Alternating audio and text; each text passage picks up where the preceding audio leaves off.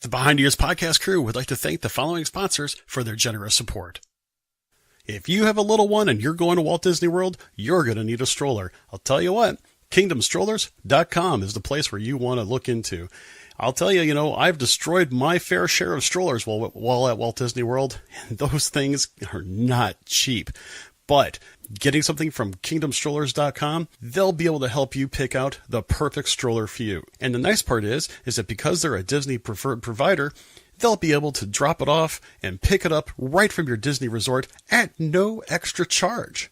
So if you don't want to necessarily destroy your stroller in the process and you want to have a great Disney vacation with your little one, contact KingdomStrollers.com and they'll set you right up.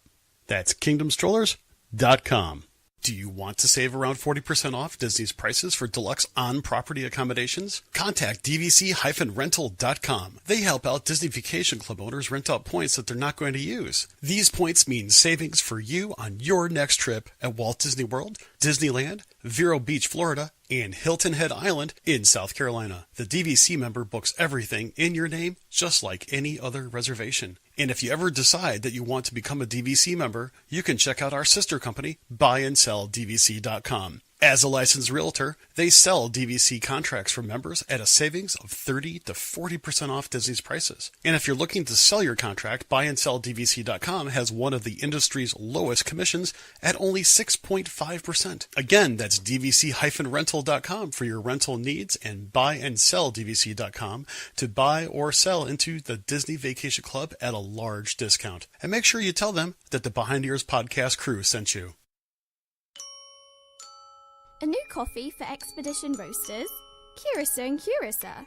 This tag says drink me for a Wonderland coffee crumb cake experience. Oh my, I feel so exhilarated. And look at all of these other handcrafted themed coffees and teas they have. It's like falling down a rabbit hole into the most wonderful coffee and tea party. Now you better hurry, you don't want to be late. So head over to Expeditionroasters.com to brew a little magic at your home. Behind the Ears podcast listeners, be sure to use code EARS20 for 20% off your next purchase with us. Brew your happy place.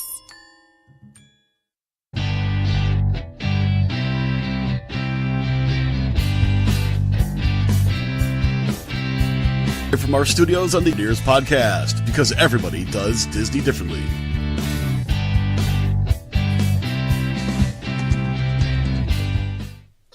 Oh, welcome back, everybody. That's where you can catch us live Wednesday and Thursday at 9:45 p.m. Eastern, right here on Facebook and or YouTube. If you just downloaded the show and you stumbled across us, well, thank you for finding us. Oh, I didn't know we were lost, but I'm glad to be found.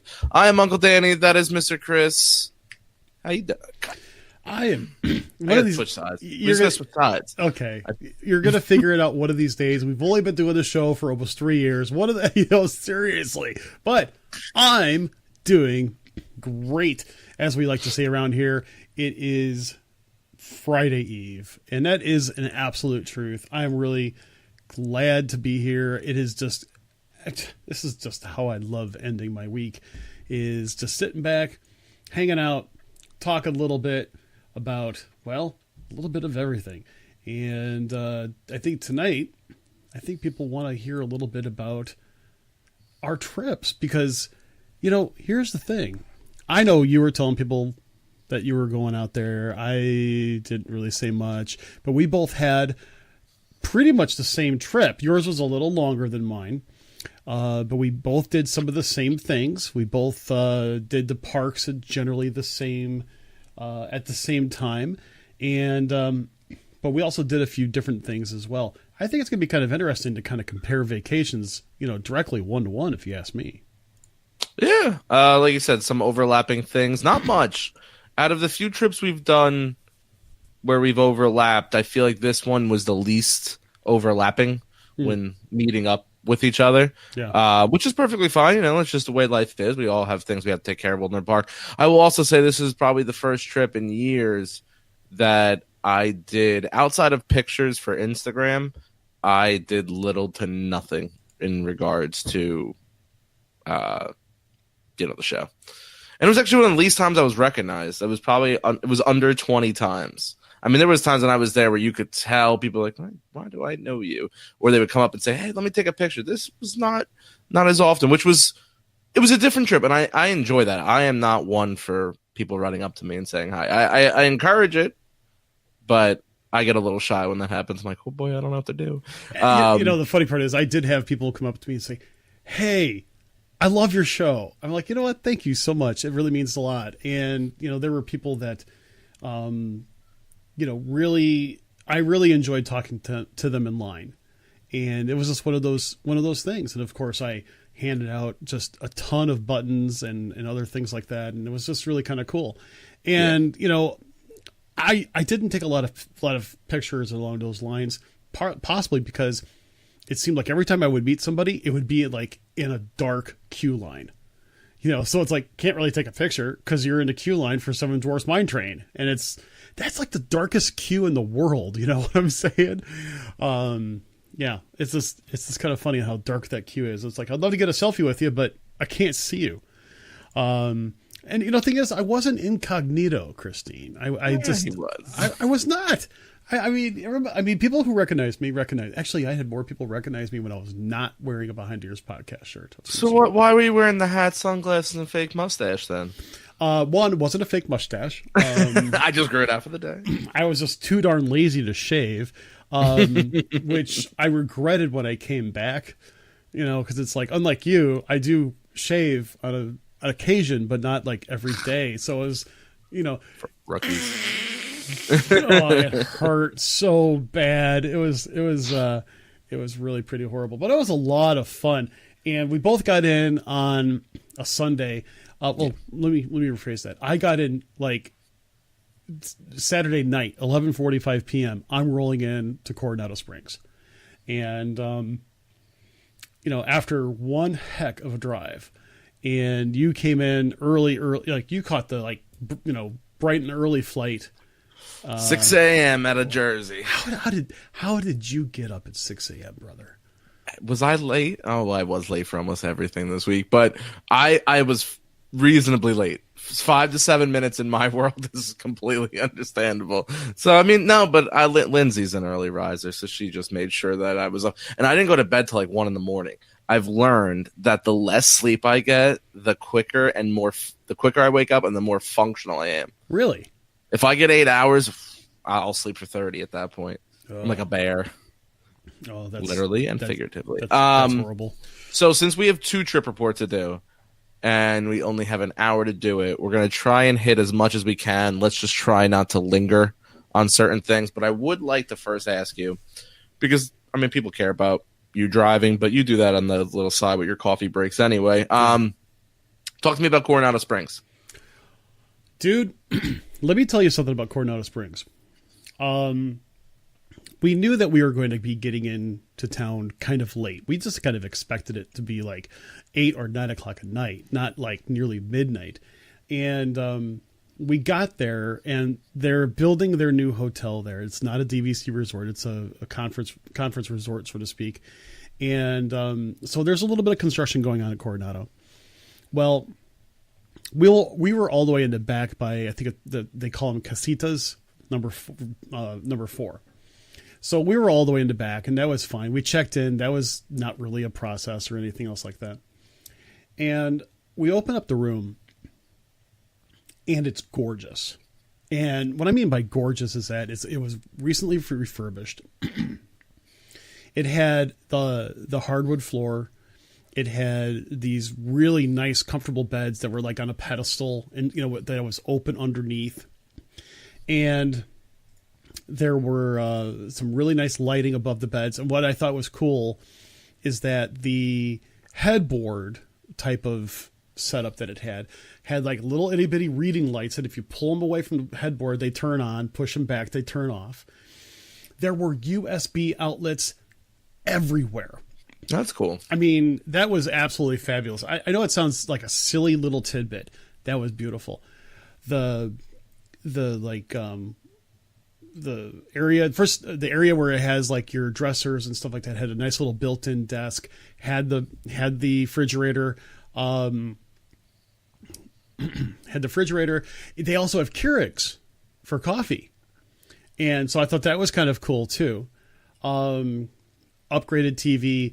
The bathroom was all redone. Instead of like in a lot of the moderates, we just had like a rack to hang stuff up. They actually now have like a little wardrobe, and they also have shelf space to store your stuff. So here's the interesting thing. People are going to wonder about this. The room I was in did have the big bottles in the bathroom. So you had body wash, soap, or body wash, conditioner, shampoo in the big bottles, and they were the H2O branded sea scrub type stuff, which is the stuff I absolutely love.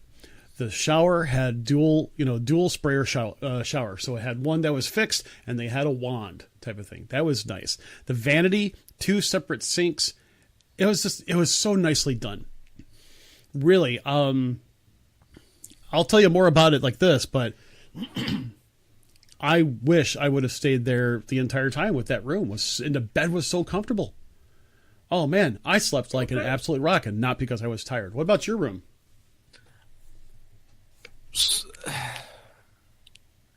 All right, no one. I was not a fan of Wilderness Lodge.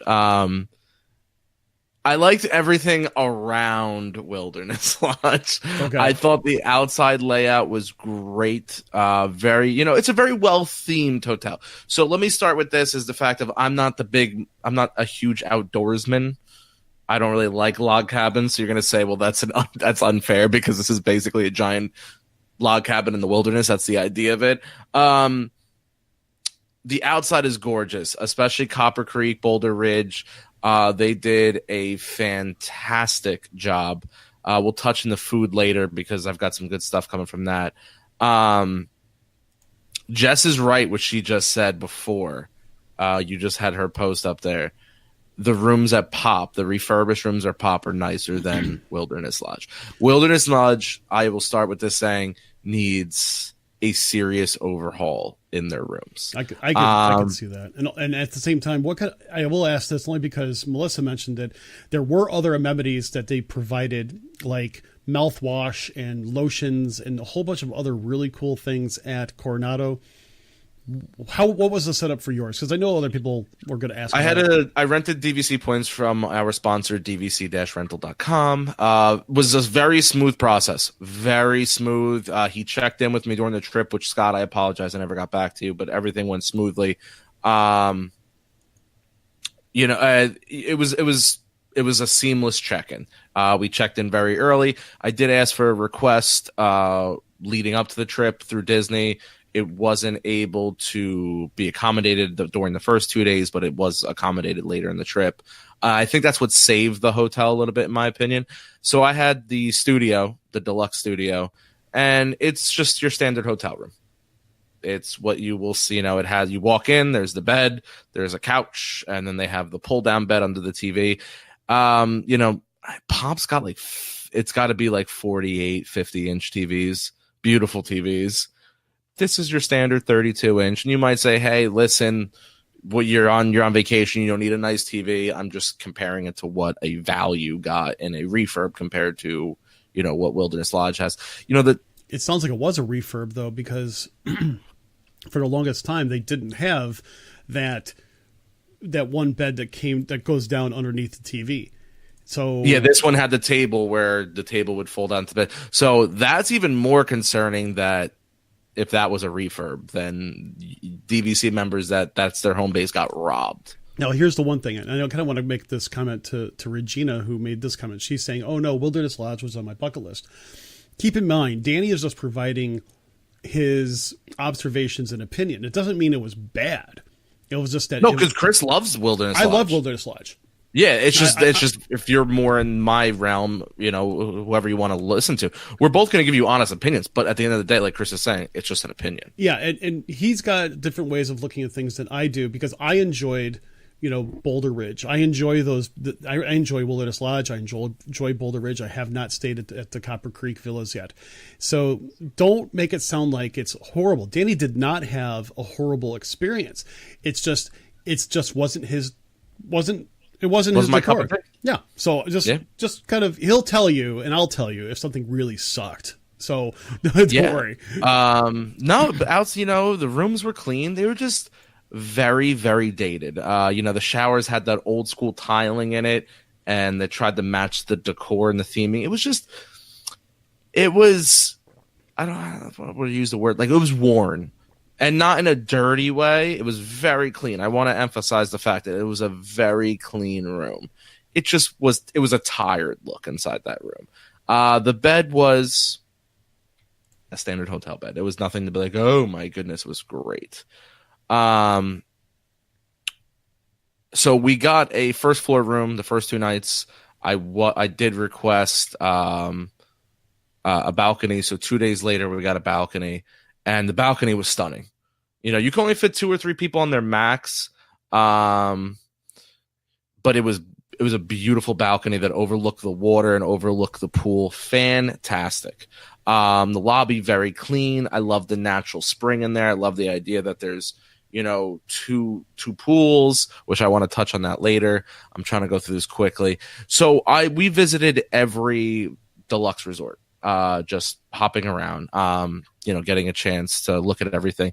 And I will tell you this, out of all the resorts, and hear what I'm about to say and understand what I'm about to say, it's not that the cast members were rude. It's not that the cast members were unwilling to help. That was not it at all. But you didn't get that warm Disney feeling.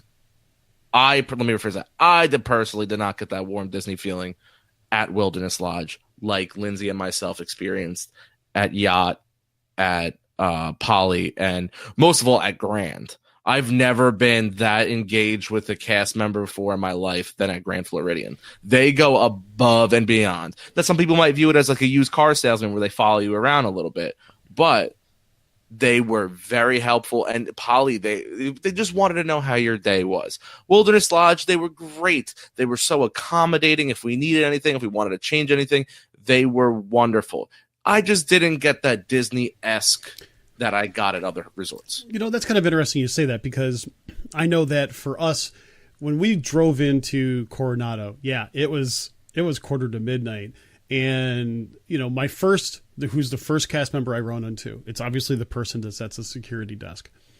You could tell that she was not having a great day right there at that late at night. But we're like, okay, fine, whatever. It's late. We're sorry.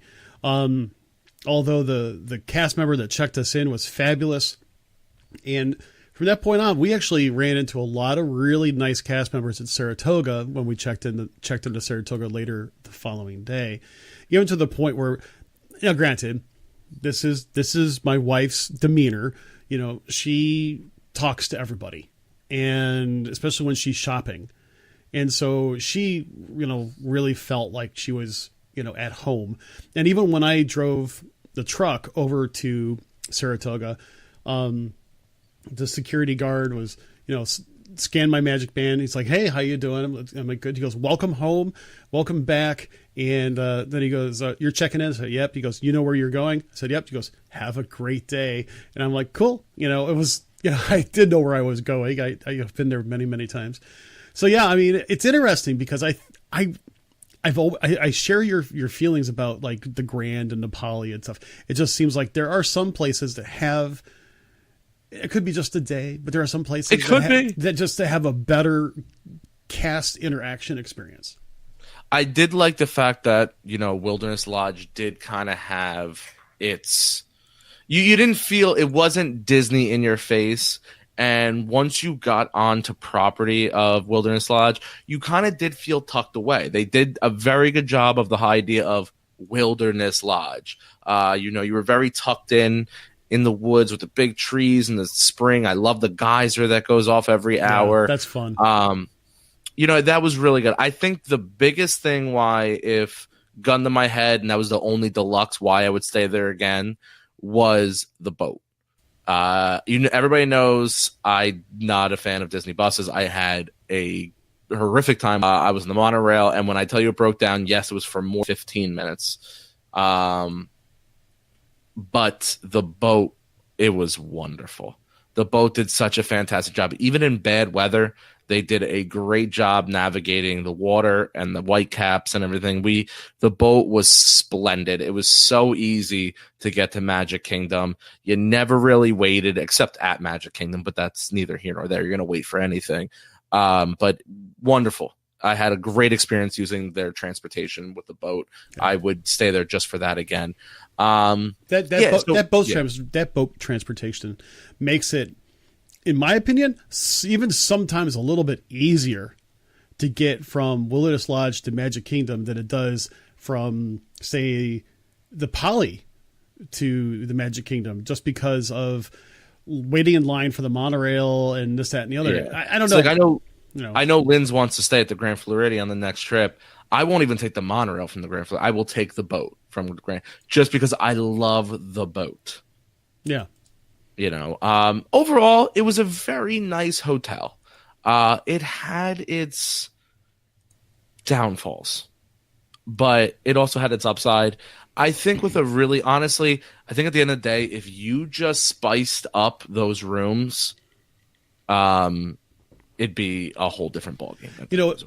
It's kind of interesting you say that, because we looked into what's going to be our next resort that we're going to stay at. We're going to stay at Old Key West, and they want to stay there. And here's the funny part: they are going to be refurbished rooms, and from what we can tell, and we want to experience this for ourselves, but from what we can tell, the refurb was not as deep as, say, for what we saw at Coronado. Yes, there's new beds, there's new furnishings, and so on and so forth. But at least the rooms that we saw didn't have the hardwood floor, which I guess you could say I could take it or leave it, but it felt cleaner with that hardwood floor for some reason. So we'll have to see, because not all the refurbs are the same from what I can tell, but we will experience that later this year, and I will be able to make some kind of comparison. So. But yeah, I'm just commenting back here. Brian, Orlando Theme Park 360 on YouTube says, from Grand Floridian, it stops at Poly. Not always. We had an actual direct boat from the Grand Floridian to Magic Kingdom. I realize that their boat line is very different at any different point of the day. Most of the time we had direct lines to Magic Kingdom from Wilderness Lodge. There was times that had to swing over to the campground. Right. That happened a few times. That's pretty traditional. We had one time it stopped at Poly and Wilderness Lodge, and then that was it. Then where it was direct. So, we never really. We found in the morning, or one of the last boats was pretty direct, but during the day they were making multiple stops. Now they could have just had boats that were out of service during any period of time, so there's always that. Like I said, it was a beautiful hotel. If you're thinking about giving it a shot, I highly recommend renting DVC points just to save a little bit of money, because those deluxe hotels do cost a good amount. Yeah. But yeah, I think if you do a nice refurb of those rooms, I think it could be a little hidden gem out there, because it is really, really nice, the outside. I will say this, Geyser Point is their little restaurant outside. Mm-hmm. Yeah. Some of the best quick service food that we have ever gotten on property. It is truly a hidden quick serve gem. Yeah, and, nightmare to get into on the weekends. You have to get reservations. We walked up there at 3. No, it wasn't even a weekend. It was a Thursday. We walked up there on a Thursday. That was our pool day, and it was a 3-hour wait at 3:00 in the afternoon. Wow, I never had to wait that long for it, even in the middle of summer. Yeah, but either way, like I said, it was. The hamburger was one of the best hamburgers on property. I would love to do a review on that hamburger. It was that good. The fish and chips was phenomenal.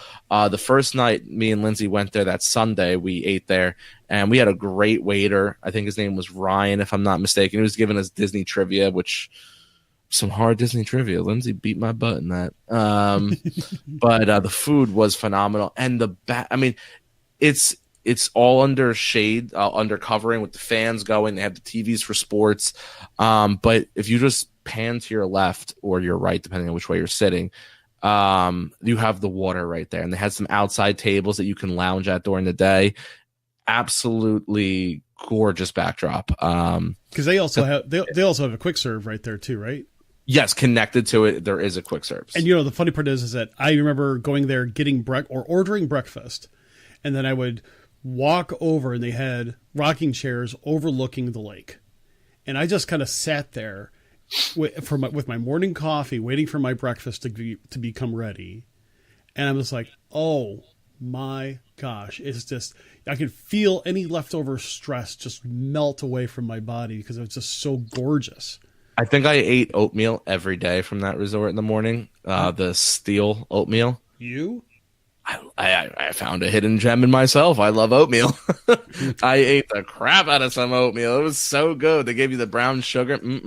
I had one Mickey waffle the entire trip because that's how much I enjoyed the waffle, the oatmeal. So Chris is asking whether or not either one of us tried the Impossible Burger. We didn't, but Lindsay said she did. Yes, the first. Yeah, we're at Magic Kingdom that Sunday. She had it. I have to ask, how was it? Did she say? She seemed to like it. But I had the fries. Had Casey's a couple times. But let's dive into the trip now. That's enough talking about Wilderness Lodge. So Sunday was Magic Kingdom. Yes. We got to see Mickey and Minnie in their birthday outfits, which was super adorable. Definitely get a fast pass because it's not worth sitting in that line. I'm trying to think. I know we did. I know we started off by one of the, and not necessarily in a particular order. We did Carousel. We did we went over to the People Mover. We had Splash Mountain fast passes. We had Seven Dwarfs Mine Train fast passes. We also had, what was the third fast pass? I'm drawing a blank. Anyway, but we also went to Philhar Magic. We did Small World. That was a longer wait than anticipated for Small World, and we just had to. Yeah, we walked by it when we met up with you. It was a 50-minute wait. Yeah, it was like, yeah. And then me and Lindsay did it, and it was like 15 minutes, like at the end of the week. Yeah, it was it was one of those things. And after, like, towards the mid to late afternoon, being that it was our first full day there, and we got in really, really late the night before, we decided to cut out a little bit early. So as well. We kind of, so at that point, Kathy went with my son over to Saratoga to, check the room out. I went to Coronado to pick up the truck and drive on over. And my wife, got the room assignment and everything else, got a text to her. This is the first time, Danny, that we didn't go to the front desk for our room. Now, let me ask you, were you able to use your phone to unlock the room? We didn't. Did you try? No, we didn't try. I tried 4 times. It would not unlock the door. I don't know if it's because I had an OtterBox on. It shouldn't have made a difference. That's what I'm saying, but I could not. Magic Band opened at 1, 2, 3. That hurt so bad. See, here's the thing. I don't quite understand the technology if you have a Magic Band. Like, it seems to me like it'd be an extra piece of complexity because all you do is click and boom. And, while our room was on the bottom floor, which is not really our preferred one, but the cool part is that it's like the way that the room was set up is that I parked the truck, I turned 180 degrees, and I could see our room. So it was really easy for us to, get our stuff in and out and so on and so forth. And yet the room was quiet, even though it was right next to the elevators. Didn't hear them, didn't hear traffic. It was absolutely fabulous. But this is the first time that we were able to skip the front desk altogether. Yeah, I didn't even check out. No. I'm technically probably in their book, still checked in now. No, so that worked out really well for you, or for me, and then we kind of just we we relaxed a little bit. We hung out around the resort a bit. I believe we also went to Disney Springs for just a little bit. And you were in Disney Springs that night? Oh no, I take that back. You know what we did? No, it was the next day on Monday that we did some more Disney Springs action, and I'll tell more about that in a minute. But it was afterwards, later that night, we did go over to we did take a bus back over to Magic Kingdom, and then we walked over to the Contemporary, where we went to the Top of the World lounge, and then saw Happily Ever After from the lounge. And that's our favorite thing to do. Mm-hmm. And it was a lot of fun. It was made for a long day, because as I said, we got into town really late, so it was just it was kind of late. Yeah, so we were in Magic Kingdom that first day as well. We did, like I said, Mickey and Minnie's birthday celebration picture. We also did the People Mover. We walked around a lot. We went to a bunch of gift shops. We also did Buzz Lightyear and killed it at Buzz Lightyear again, like usual. We took a lot of pictures that day. And then we decided to go back to the room and relax a little bit. We were both tired. So we walked around the resort, tried to get a feel for everything, see everything that was going on. And then we went to the Boathouse for dinner. Oh, I love the Boathouse. Oh, it might be one of my favorite restaurants at Disney. So the food's so good. It lives up to the hype. Oh, it's my third time there. I can't see a trip in the foreseeable future where we don't go back there. Well, I will tell you that because of your recommendation, we secured an ADR for the Boathouse.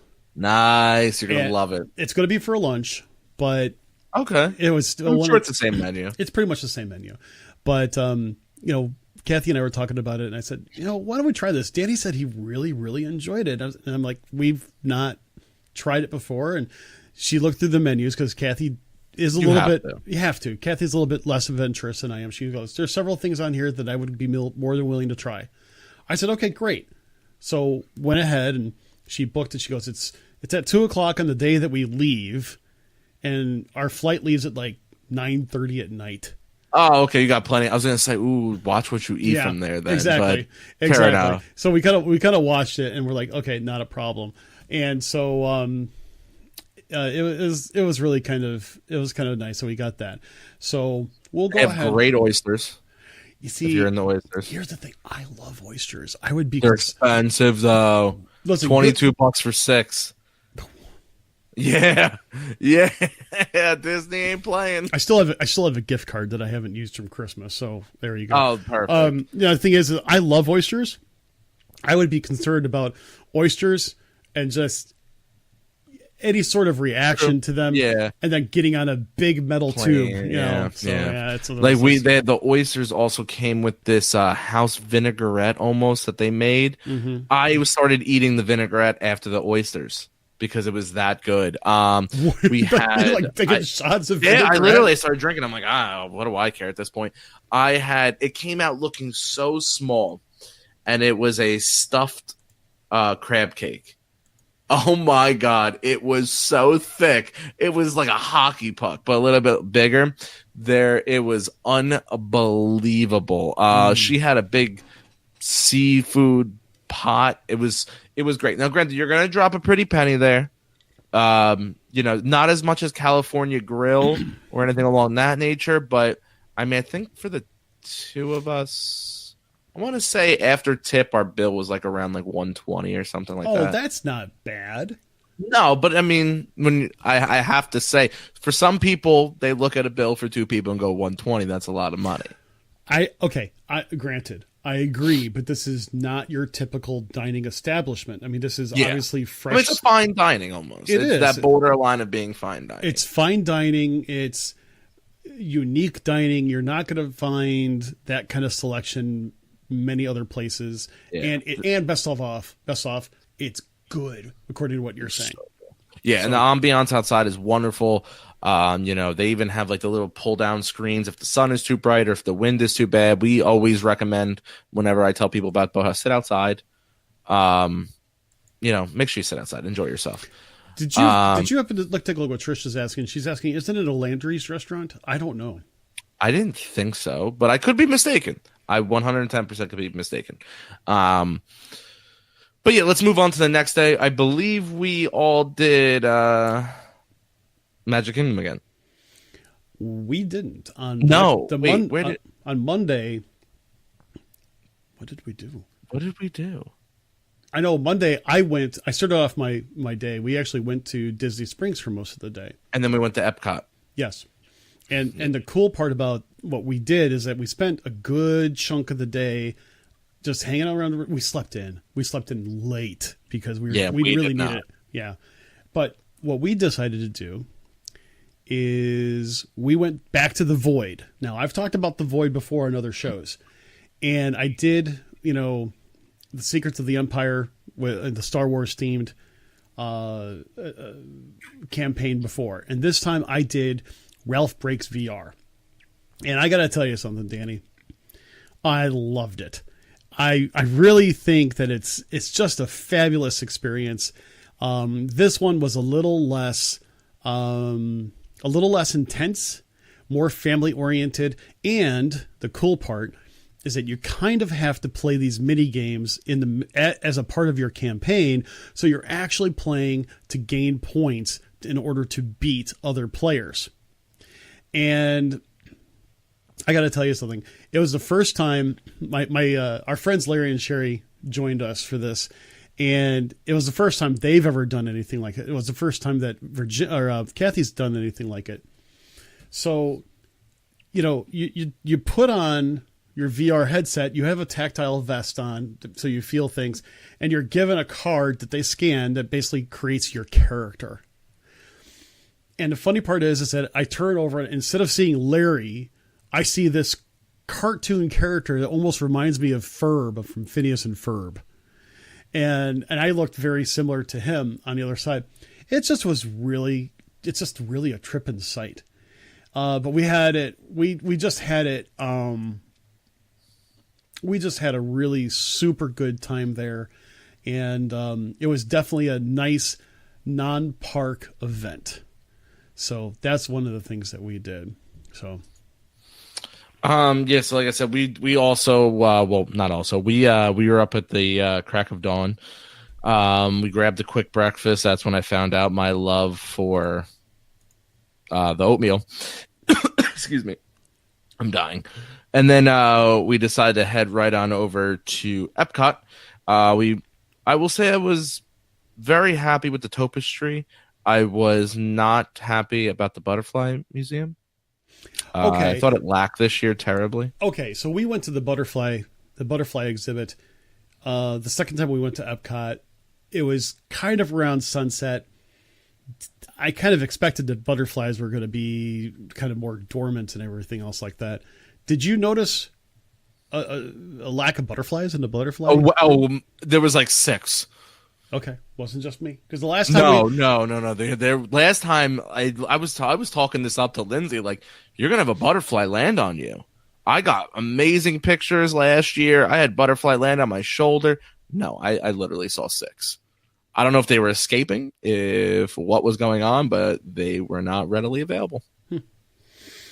So that was mainly Monday. That you went to Epcot, I went to Magic Kingdom, right? You're talking about Tuesday.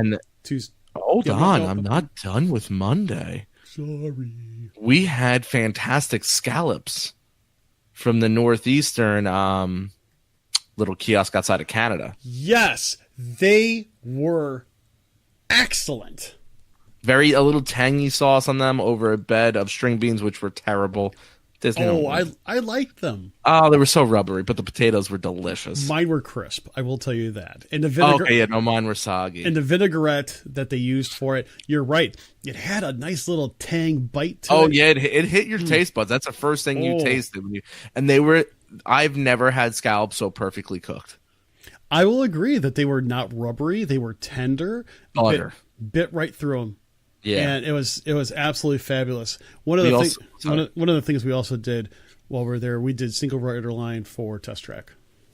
Okay. We also got the and I'm sorry if I'm not looking at the camera. It's because I'm looking at my camera reel to relive the trip in order.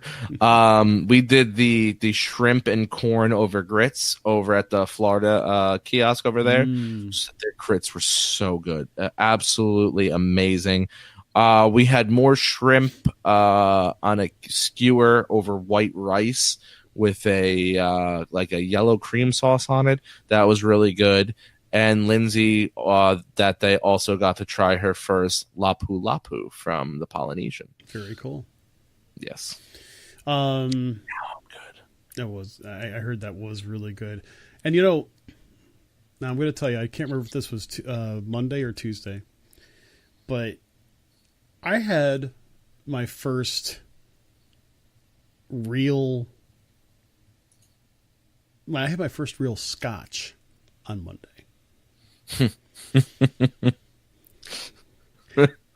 Now, everybody, Danny's laughing. Danny's laughing for good reason. Danny's laughing for real good reason, because I'm not a drinker, but I always usually get a drink from the Rose and Crown, and so I basically bought Larry and myself a round, bought a 12-year McKenna, and see these rosy cheeks. Yeah, they're a little rosy. And you see the red down there at the bottom of the screen? Yeah, these turned down to that color. It was so good, though. Oh, my gosh. I've never experienced anything like that before. That was really good. So we do have one question, though. Yeah. Someone like Beth is asking, what'd you think of the crowds? Because she thought Magic Kingdom was crowded midweek, but overall she didn't think it was too bad. She was expecting worse. And I was expecting way less. Maybe it was just a stupid way to look at it. I will admit, on Sunday, the only reason we did not stay, it was almost a waste of a park ticket for us. We stayed in the parks and Magic Kingdom for maybe 3 hours and left and never went back in. I have to agree that it seemed like Magic Kingdom on that Sunday was just mobbed, a little bit overdone, and I don't know why. I mean, 50 minutes for It's a Small World. Come on, it's bad at that point. The next day on Monday, it was 45 minutes for Figment. Yeah. Oh, my Epcot was bad that day. How do you do 45 minutes for Figment? Now, Danny and I have talked about it was a 40-minute wait for Living with the Land. Yeah, that was redonkulous. But Danny and I have talked about how we think that Disney does manipulate wait times in order to help guide crowds in certain areas. I think that fell into play here for sure. So, but that was between Monday and then, Tuesday was also an Epcot day for us. I also did Whispering Canyon Cafe for breakfast on Tuesday. Did you? Yes, I will say. And I took a picture of the menu because we were the first breakfast to be served their new menu. Oh. I got a very simple plate. It was 3 pancakes, 2 pieces of sausage. They gave you a bourbon infused maple syrup.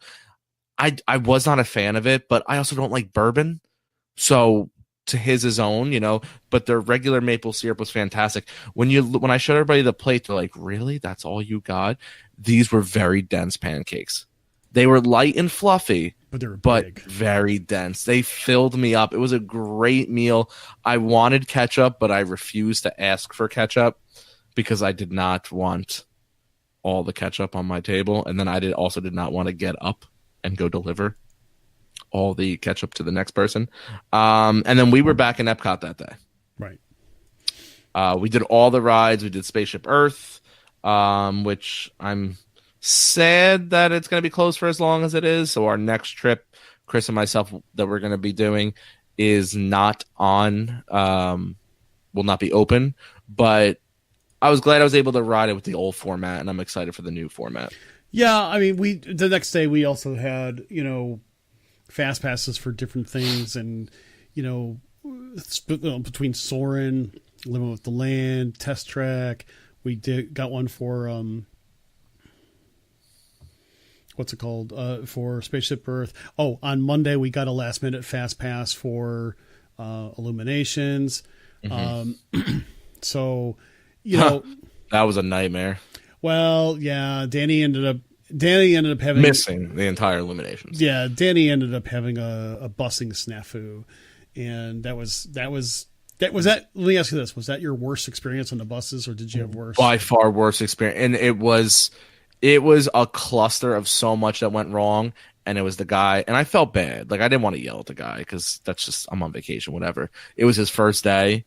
We got on the bus at 7:37. We didn't get into Illuminations till the final firework went off. Do the math. Yeah. That's over an hour on a bus to go from Wilderness Lodge to Epcot. It was wild. But that day, Lindsay got to try the first time ever her corn dog nuggets from Casey's Corn Dog. Woohoo! Yeah, she got that bacon mac and cheese fries. She loved it. I thought that stuff was terrible. Let me ask you this. Did you use mobile ordering? I did. It was wonderful. We found, I'll tell you, okay, so here's the thing. We only used mobile ordering a couple times our last trip last summer, and it worked okay. I think they've made good improvements because it was more consistent. Here's the thing I found out, though, at least with my phone. I had to disconnect from Disney's Wi-Fi to get brisk responses from the mobile ordering setup. Once I disconnected from Disney's Wi-Fi, boom, boom, boom, boom, not a problem. Okay, yeah, I have unlimited data, so I'm never on Wi-Fi. Yeah, and mine kind of automatically switches, but it was great. And the thing of it is that, Disney's internet was great this week. it was not bad. It was not bad at all. I mean, I wasn't on my phone often, but when I needed it to be, it was perfect. Now, the app was terrible. Yeah. Well, I never had any. I didn't have any problems with the app. Okay, yeah, me and Jess both had numerous. It's just sluggish, very sluggish. Can I touch on something for a second? Do you mind? Yeah, go ahead. Okay. All right. So this next story that I'm about to tell you is, I don't need anybody patting anybody on the back. That is not what this is intended for. Just hear the whole story out, and you'll understand why we did it. So we wanted to try. I like to try always new restaurants, so we decided to try Compass and Ale and Compass. Mm-hmm. Compass over at the Yacht Club. Yacht Club, correct. Right. So, we made a nice night out of it. We got all dolled up and we headed on over there Tuesday night for a nice early dinner that I was able to snag a late ADR for. Yeah. And I mean, that's beautiful restaurant. That's when you came to Illuminations on Tuesday looking all dapper. Yes, had my little sport coat on. You look good, brother.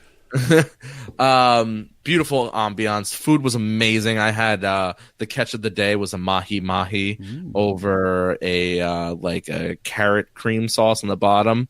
It was almost like a puree sauce on the bottom. It was delicious. Very filling. So we sat, and there was a couple sitting next to us, and then there was the empty table.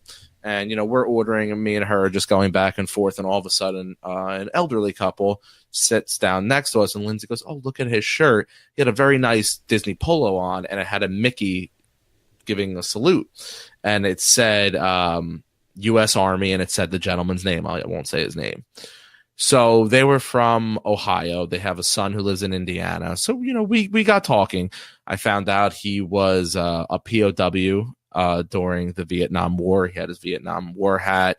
And he was a grocery truck driver. His wife was a teacher for numerous years. So Lindsay and her hit it off, and we were just it was like we were a party of four. We both were eating and talking, and it was a great time. And I don't know why I did it. It was not something that was thought out. It was not something I've ever planned on doing. I just felt the sudden urge that, not that these people were talking about the vacations they took, and, it's not like they were hard out for money or anything, but, I wanted to show the great respect because my grandfather was a POW in World War II. I have an uncle that was a POW during Vietnam.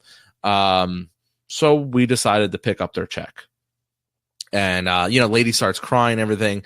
And the moral of the story is just because you're on vacation, and we all spend a lot of money to be on vacation, sometimes I'll tell you what, it was one of the best feelings someone could have, being able to, a simple gesture to buy this man and his wife a meal because he paid the ultimate sacrifice for us to be able to be at that restaurant and enjoying Disney. So, I want to thank them both. I hope that we also converted them to be listeners and viewers, and just remember to sometimes just do something nice for somebody else.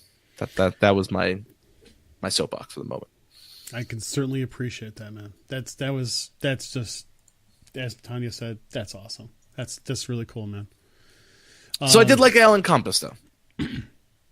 Okay. Their menu is limited. Very limited menu, but very good menu. That is really cool. That's really cool. But it brings us basically up to Wednesday, if you think about it. And so scrolling up a little bit here, in regards to this is the question. So that brings up Wednesday. Yep. So how was Slinky and Toy Story Land? And I know you and I talked a little bit while we were there because we were all there kind of together. I want to hear what you have to say. Well, we got lucky. Unfortunate lucky, I guess you could say. It was pouring rain that day. It was a monsoon. That morning. As soon as you got, we were there for rope drop. That morning sucked. It really did. And they had the special ticketed event for Toy Story. So that kind of threw a little snag with lines and everything. But I mean, the park had been open for 7 minutes and they were reporting that Slinky Dog was 125-minute wait. I'm like, what? How? It's been open for 7 minutes. How does this happen? So we're like, all right, we're gonna tough through this rain, and we got all the way basically to the turn right where the DVC place is before you get into Toy Story Land, and it was a monsoon, so we hid under a little overhang for a little while. I ran out and got us some Joffrey's coffee, ran back, and we hung out there for a while. And all right, so we were able to ride. I rode everything that I needed to ride. Unfortunately, I didn't get to ride Tower or Rock and Roller Coaster. I didn't get to either. But we didn't do much in that park because once we left that day, because our shoes were soaked, we only went back later in the day and there was not enough time. But we rode Slinky Dog, and it was saying like a 40-minute wait when the couple of us got on the ride, and we maybe waited 20 minutes. Lindsay literally had her head inside her poncho. I was yelling because I was having a great time on that roller coaster, but it felt like people were throwing golf balls at my face because of how hard it was raining while we were on that ride. I went because I rode it on during the rain as well. I had to put my sunglasses down, acting as goggles. I never even thought about that. Oh yeah, I mean it was like I had my hat in my hand, but I had my glasses in my hand. I'm like, oh wait, why am I doing this? Put my glasses. I'm like, oh, much better. Yeah. But it was like, yeah, Slinky Dog in the rain, as exhilarating as it sounds, it really did. It felt like BBs like against my face. Great roller coaster. I wish it was faster. I think that would be a killer roller coaster if it was faster. Some of those turns are as wicked as they look. Great roller coaster. Was so happy to be able to ride that. We also were able to do the alien swirling thing. That is a waste of space. Biggest waste of space. Like, put a stroller parking lot there at that point. It was such a bad ride. I didn't understand it. It's very it is very similar to the Mater themed ride over at Disney's California Adventure. It's basically the same attraction. And you're right. It's a much simpler ride. It's a simpler ride in order to get even the most younger guests to be able to ride it. To me, it's a ride you find at a carnival. A very true thing, but you also have to think a little bit. It's meant. There's something there for pretty much every age group and every height. You can do Midway Mania with pretty much anybody. You can do alien swirling saucers again, almost with anybody. And then you have Slinky Dog, which does have a height restriction. So yeah, I could understand. And thank you. It's the Junkyard Jamboree. Thank you, Bailey. Appreciate it. You reminding me of that. Cynthia says Mater is much better. The funny part is that it's the same thing. I mean, literally, it is the same mechanics to it. It's just like No, Bailey says that should have been put over your Dinorama, and Brian basically says teacups make no sense either. But at least you could spin it, and at least you're doing something, and I can go as fast as I want or as slow as I want. This thing just... Yeah. That's, I mean, I'm sorry for our listeners at home that can't see what I was doing. Just whips you back and forth for a little while. So we did eat at Lunchbox. I also want to bring up Cindy, who has been a listener for a very long time. She happened to be working at the Lunchbox that day and walked over and was like, "Oh, congratulations on your house." So I'm thinking it's somebody local, like somebody I know from home. And I turn around, I'm like, "Oh, it's Cindy." So I was able to take a picture with her. We chatted for a few minutes. Super sweet woman. Absolutely fantastic. She's also from Jersey. She was really from Jersey before she moved down there. And she also got me a little housewarming gift. And it's like a little miniature cookie jar, but it's the alien. So, that was super sweet of her to be able to get that for me. Me and Lindsay do appreciate that. It was a pleasure meeting you. And obviously, I'm still waiting for an email from you so we can send you some swag because you were absolutely fantastic. The food, the grilled cheese was, Lindsay loved the grilled cheese. To me, the grilled cheese was grilled cheese. And here's the funny part. I was there also for lunch around the same time, except Kathy did all the ordering. She went through the line and everything else while John and I got, condiments and everything else like that. And my wife got the tachos. They were good. Mine were soggy, but they were very good. Oh man. Kathy was like, I gotta get my tachos. And what did we have? Because it's like, my son wasn't super hungry. All he wanted was tater tots. And so I got a sandwich and he got the tots that went with the potato barrels as it was said. So, and then the cool part about it is that it's walking around food if you really wanted to. And that's exactly what we did, is that we started walking out of the park, because we were coming back later that evening for the DVC Moonlight Madness event that was also at Hollywood Studios that night. But you forgot we all got together and watched Phantasmic.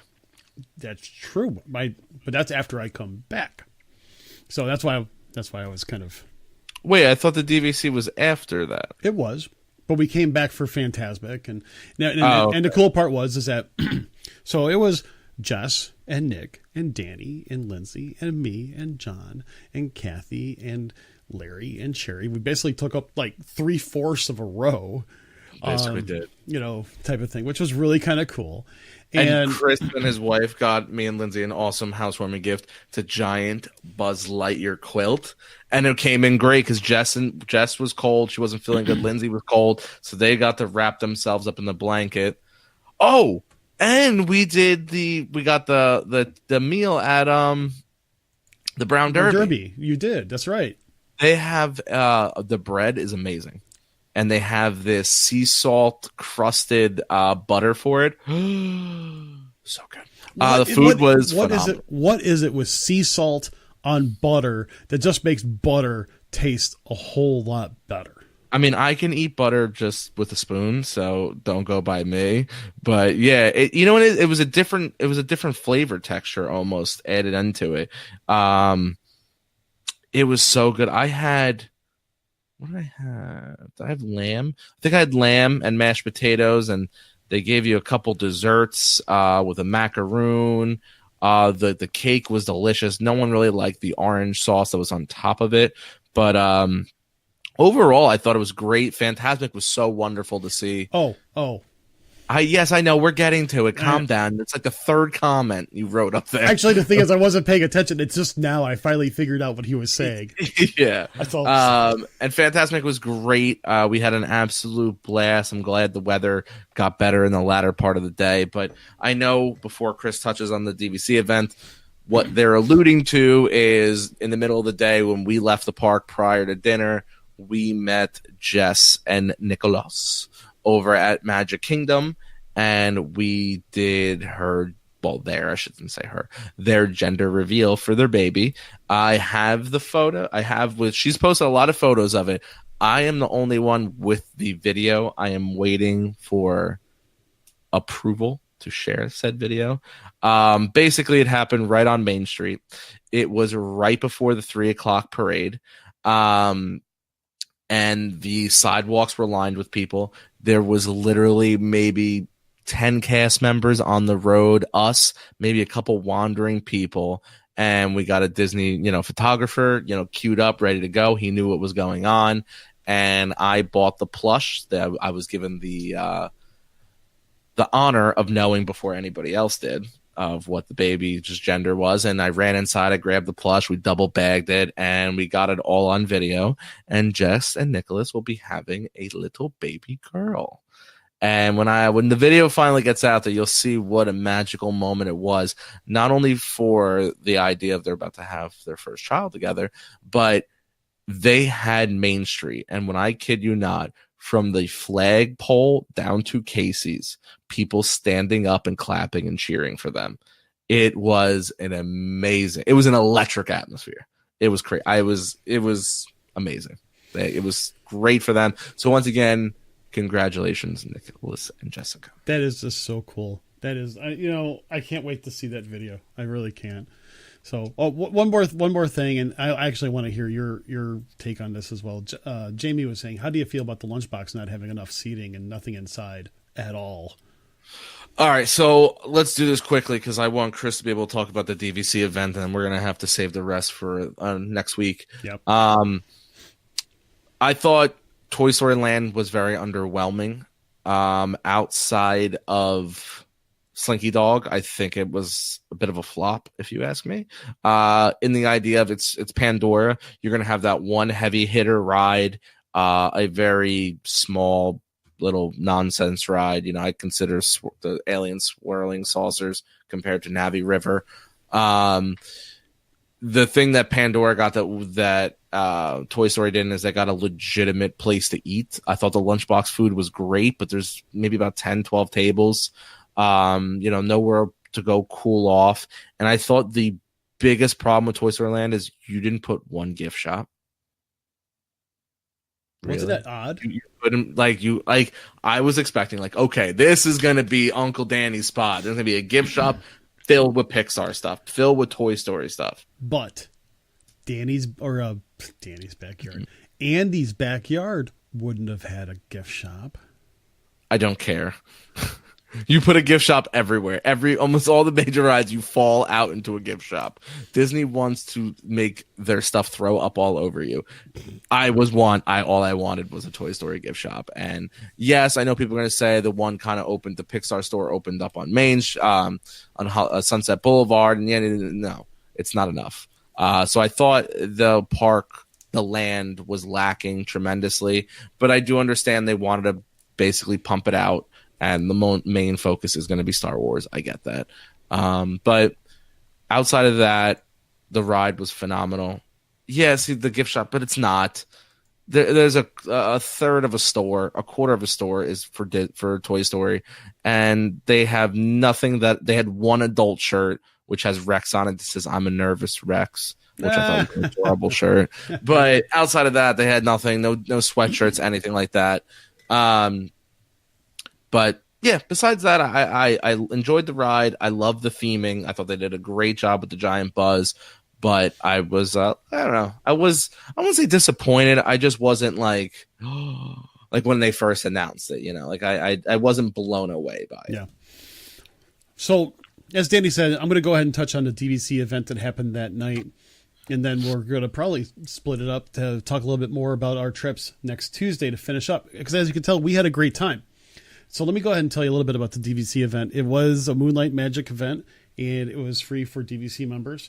And the cool part is that, there was a lot of good things that were open. Toy Story Land was open. Hollywood Terror and Rock and Roller Coaster was open.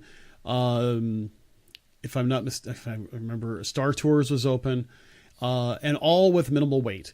The interesting part is that Slinky Dog it said it was like 30 minutes. It was maybe 20 minutes. Which one thing I will say, I think Slinky Dog's time is always elevated because it said it was 90 minutes at one time. It was really 65 for us. So we did that. We didn't do Swirling Saucers again, but we did do Star Tours. We had dinner, which they provided you a coupon, and basically we my wife and my son got some pizza. I got empanadas from Fairfax Fair. This was after Phantasmic, and my wife and my son proceeded to kill off about 3 Mickey Premium ice cream bars. Nice. Each. And they had a DJ for a dance party that was actually really pretty cool. They had a lot of interaction with characters, and we actually took time to actually visit characters. We had our picture with Mickey and Minnie. We had our picture with Chewbacca. We had a picture with a whole bunch of other Star Wars characters. I mean, it was just a lot of fun. And the event went until like 12:30, and I think we left there at like 12:15. And we really felt it was a fun time.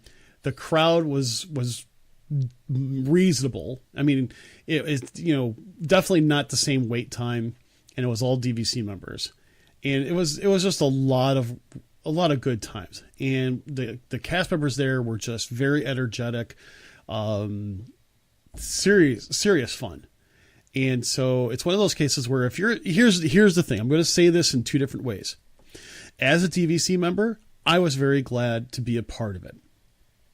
I'm glad I got a chance because I don't get a chance to have my vacation correspond with those dates. And I would probably say I myself would not necessarily, change my dates in order to experience a Moonlight Magic event. However, with that being said, I actually was on the bus next to a mom with her 3 boys, and they were from the DC area. They actually flew down from DC that morning to go to Moonlight Madness, stay one night at Saratoga, and have them back for a half day of school the next day. Wow! And so I'm like, hey. If that's what you're going to do, that's what you're going to do. I wouldn't necessarily do it. That's just me. I'm glad that it corresponded with my vacation. It was a lot of fun. And, to be honest, it was a great time. And would I do it again? Absolutely. Do I think DVC really stepped up their game with having people be able to try to get their tickets for it? I think they did a better job than last time. That is for sure. However, not every member was able to get tickets for that event. So they still limit it. And it worked out. Packed? No, not at all. I mean, as I said, it was less than 30-minute wait for Slinky. Food lines were not long. Walk up for Star Tours. Pretty much anything you wanted to do was 5-10 minute wait at the most. Wow. So, it was one of those things. It was a lot of fun.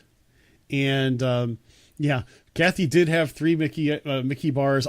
I'll admit, I had one, and all the Mickey bars. You could have all the Mickey. They were like, here, have a Mickey bar, especially towards the end. And it is kind of a pain in the butt, as Justin says, to get Moonlight Madness. And there was also a second showing of Phantasmic just for the DVC members. Oh, that's cool. Yeah, that started at like 10:30, so it was way after pretty much everybody else was gone. You have to check in. You get a band for your wrist, and that's how you basically get everything checked out. So it was a whole lot of fun. It was really appreciate DVC putting on that event, and would definitely do it again. But I think with that said, I think we're going to go ahead and cut out. And we're going to continue this for our Tuesday show. So do you have anything before I press a magic button? If anybody's watching that has not seen it yet, there's a post on the WDW community page, posted up top. Also, the Behind the Ears podcast page. Looking for some people to join a Instagram team with us. We have a lot of people who have shown interest. So if you have not seen the post or you are interested in it, go check it out. Comment below and we'll get in touch with you as soon as possible. I hope by the end of the weekend to have everything ready to go. And yeah, so once again, just go check that out. Take us away. All right.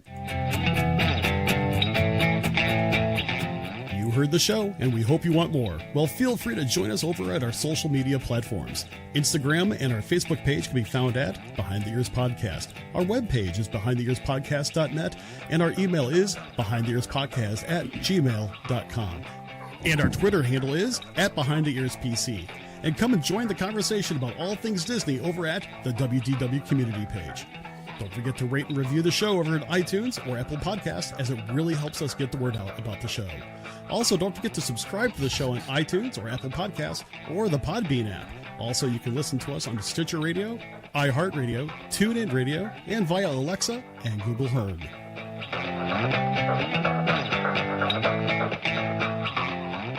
And with that being said, thank you all for tuning in and downloading another episode of Behind the Ears Podcast. I am Uncle Danny. That was Mr. Chris, like he said in the exit roll. Don't forget to follow us on all our social media platforms. Trisha would kill me if I didn't mention it. Please go over and join the WDW community page over on Facebook. And it was a pleasure meeting everybody in Disney last week. We look forward to recapping the rest of the trip on Tuesday. And I hope you all have a safe and wonderful weekend. Tuck your kids in tight, wear your seatbelts, do something nice for somebody. I'm Uncle Danny. Until Tuesday. And I'm Mr. Chris. Hey, everybody. Thanks a lot for joining us. And I have to mimic what Danny said. It was great meeting a whole bunch of you down at Walt Disney World last week. And I hope to do it again. I've, between my trip with my wife, kind of a duo trip, as well as the planned Food and Wine Fest trip for Danny and myself, we hope that there will be more opportunities to meet more of you in the near future. With that being said, we're, again, so grateful for you being here. Thank you for joining us. But until we meet again, we hope you have an absolutely magical day. Take care.